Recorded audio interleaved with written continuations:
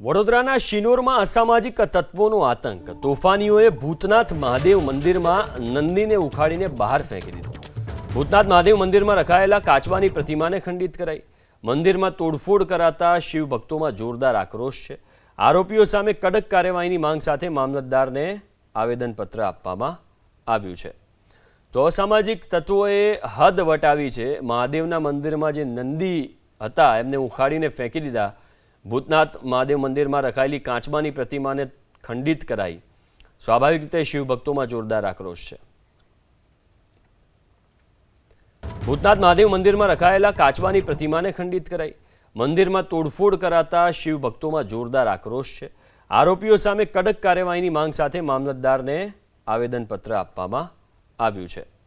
તો અસામાજિક તત્વોએ હદ વટાવી છે। મહાદેવના મંદિરમાં જે નંદી હતા એમને ઉખાડીને ફેંકી દીધા। ભૂતનાથ મહાદેવ મંદિરમાં રખાયેલી કાચબાની પ્રતિમાને ખંડિત કરાઈ। સ્વાભાવિક રીતે શિવ ભક્તોમાં જોરદાર આક્રોશ છે।